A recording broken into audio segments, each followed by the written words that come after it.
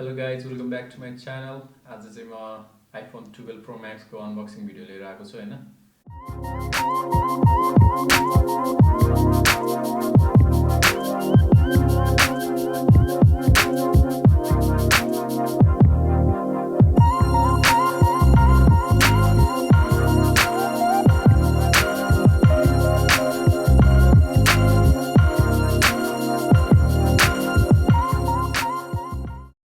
यो चाहिँ बजारमा आएको चाहिँ भइसक्यो 5 महिना जस्तो भइसक्यो, तर मैले चाहिँ अहिले फाइनली अफोर्ड गर्न सकेँ हैन। अनि आज चाहिँ म तपाईहरुलाई देखाउँछु हैन यो अनबक्सिङ गरेर। यो चाहिँ iPhone 12 Pro Max चाहिँ नर्मली 4 वटा कलरमा अवेलेबल छ हैन। ग्राफाइट, गोल्ड, सिल्भर अनि पेसिफिक ब्लू। मैले चाहिँ ब्लूमा मगाएको छु। अनि यो भित्र के छ अब हामी चाहिँ अनबक्सिङ गरेर हेर्छौँ है त। Let's go.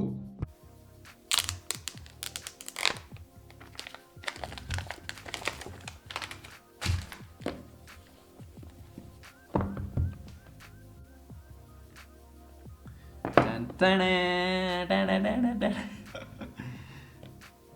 यहाँ चाहिँ फोन भइहाल्यो हैन।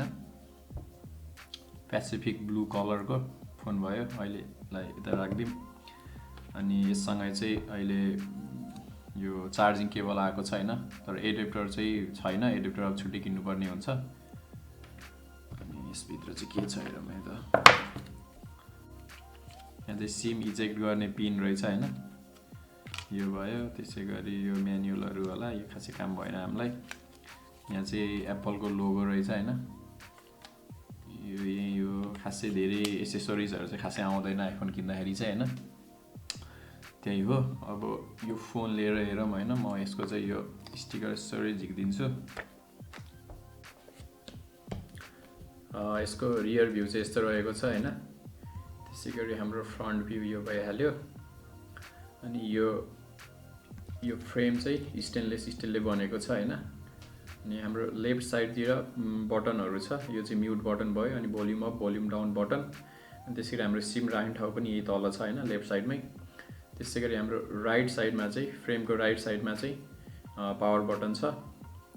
अनि चार्ज गर्ने ठाउँ चाहिँ यो तल भइहाल्यो। अनि लाउड स्पिकर पनि यही भइहाल्यो हैन। त्यो हो। अनि यसको चाहिँ डिस्प्ले चाहिँ 6.7 इन्च छ हैन।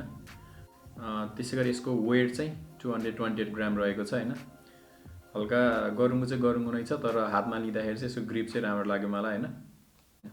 त्यसैगरी क्यामेराको कुरा गर्दाखेरि चाहिँ यसको चाहिँ क्यामेरा चाहिँ 12 मेगापिक्सलको छ। यसमा चाहिँ तीनटा लेन्सहरु छ हैन। एउटा चाहिँ वाइड एंगल भयो, अर्को अल्ट्रा वाइड एंगल, त्यसैगरी थर्ड वान चाहिँ टेलिफोटो भयो हैन। अनि यसको भिडियोहरु खिच्दाखेरि चाहिँ तपाईको 4K अनि 60 फ्रेम पर सेकेन्ड सम्म खिच्न मिल्छ।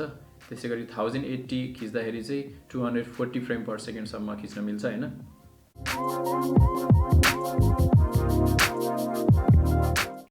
साथीहरु अब चाहिँ हामी यो फोन खोलेर हेर्छौं हैन। यो पावर बटन छ। पावर बटन माथि थिचेर फोन खोलम। यो चाहिँ अन हुँदैछ। एप्पलको लोगो देख्नु भयो हैन।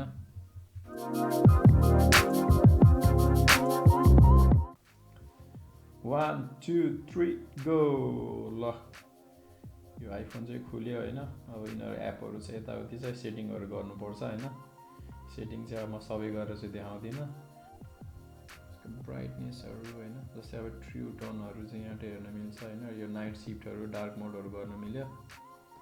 त्यसैगरी यो फोनको ब्याट्री लाइफको कुरा गर्दाखेरि चाहिँ एप्पलको अनुसार चाहिँ तपाईको वेब ब्राउजिङ तथा भिडियोहरु हेर्दाखेरि चाहिँ अराउन्ड लाइक 14 to 15 आवर्स, तथा नर्मल युजको लागि चाहिँ मोर देन 20 आवर्स जस्तो ब्याट्री लाइफ हुने गर्छ हैन।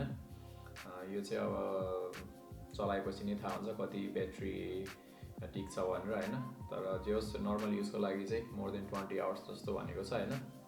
त्यसैगरी यो iPhone 12 Pro Max चाहिँ तपाईको डस्ट एन्ड वाटर रेजिस्टेन्ट हो हैन।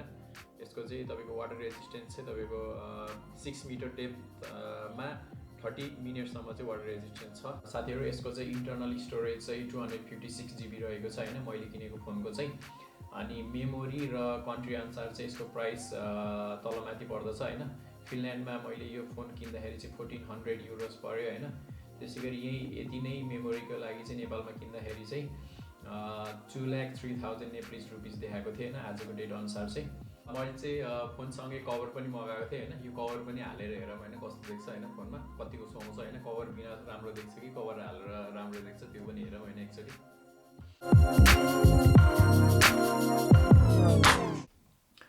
ल साथीहरू यो फोनको कभर चाहिँ हालेको छु मैले होइन। फोनको कभर हालेपछि यस्तो देखिएको छ। तपाईँको यो फोन समात्दाखेरि चाहिँ मलाई ग्रिप अझै राम्रो लाग्यो होइन कभर हालिसकेपछि। अनि त्यही माथि अब यसको चाहिँ प्रोटेक्सन पनि हुने भयो होइन कभर हालेपछि।